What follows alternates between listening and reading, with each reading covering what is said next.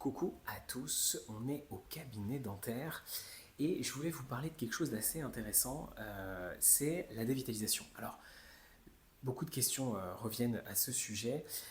Comment en fait juger une dévitalisation, une bonne d'une mauvaise? Et en fait, j'aimerais vous montrer un petit peu comment on peut apprendre ce que c'est qu'une bonne dévitalisation d'une mauvaise. Peut-être que certainement vous avez déjà eu ce type de traitement. Alors déjà, il faut expliquer un petit peu un minimum ce que c'est que la dévitalisation. Déjà, la dévitalisation, c'est lorsque l'on a une atteinte du nerf, donc admettons qu'une carie a attaqué la dent. À ce moment-là, en fait, on va devoir toucher au nerf pour nettoyer ce nerf, désinfecter ce nerf. La dent est faite d'une partie coronaire, d'une couronne, ce qu'on voit en fait ici, et d'une partie enfouie. Alors la partie enfouie, ce sont les racines, et dans les racines, on a ce qu'on appelle le nerf. Donc il faut savoir que la racine, c'est en fait un tube dans lequel va se positionner le nerf qu'on va venir nettoyer. Et une fois que ce tube qui est bien nettoyé et vide et propre, désinfecté, on va venir obturer, boucher ces canaux pour pouvoir avoir une étanchéité. Et toute la technique de la dévitalisation, c'est déjà d'accéder à ces canaux. Une fois qu'on a ces canaux, l'accès de ces canaux, on va pouvoir aller intervenir à l'intérieur.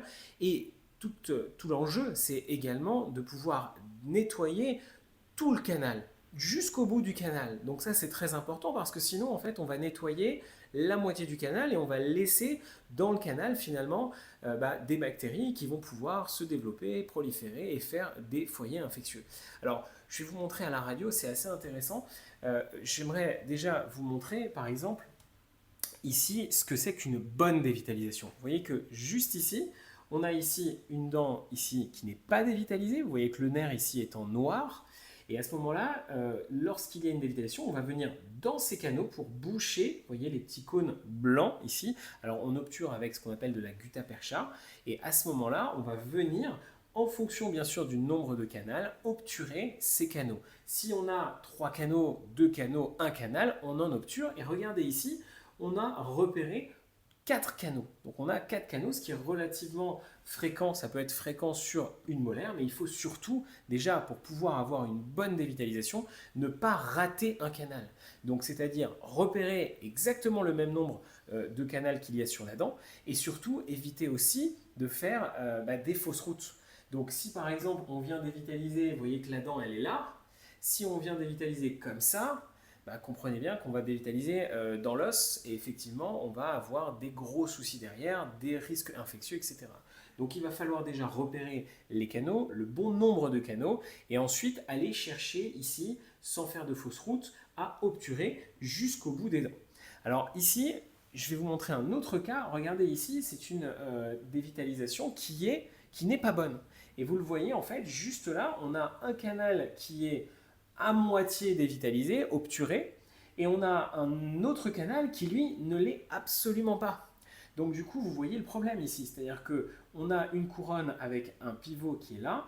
Ici, cette première racine, elle n'est pas étanche complètement, et ici, elle n'est pas du tout étanche. Alors vous ne le voyez pas, mais juste ici, on a un kyste qui s'est développé. On a des bactéries dans le canal qui s'est développé et qui a fait ce qu'on appelle après un granulome, un foyer infectieux qui va se trouver après à la pointe de la dent. Donc vous voyez la différence déjà, et on peut le comprendre naturellement avec un visuel, avec une radio. Vous voyez que la différence ici entre une dent qui n'est pas dévitalisée correctement et une dent ici qui, elle, est magnifiquement dévitalisée. Et on voit ici qu'on a d'ailleurs la digue qui a été posée pour pouvoir avoir une belle étanchéité. Autre cas qui est cette fois, et que je voulais vous montrer, c'est la conséquence vraiment bien avancée d'une mauvaise dévitalisation, c'est cette radio-là. Regardez ici, on voit que la dent ici n'est pas correctement dévitalisée. Ici, a priori, on n'a qu'un seul canal. Et vous voyez, regardez cette petite infection qu'on voyait à peine, un épaississement ici. Vous voyez que petit à petit, cette infection a grandi énormément pour au final être quelque chose de centimétrique.